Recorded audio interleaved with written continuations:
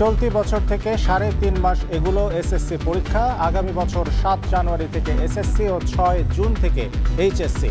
School বন্ধ না রেখে পরীক্ষার জন্য মাল্টিপারপাস হল নির্মাণের পরিকল্পনা।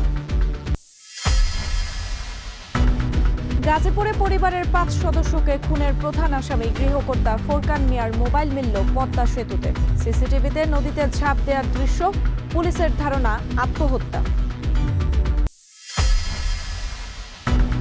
ওমানে গাড়ির ভেতরে চট্টগ্রামের রাঙ্গুনিয়ার 4 ভাইয়ের রহস্যজনক মৃত্যু। বিষাক্ত গ্যাস ছড়িয়ে পড়ায় দুর্ঘটনার কারণ বলে ধারণা। গ্রামের বাড়িতে শোকের ছায়া।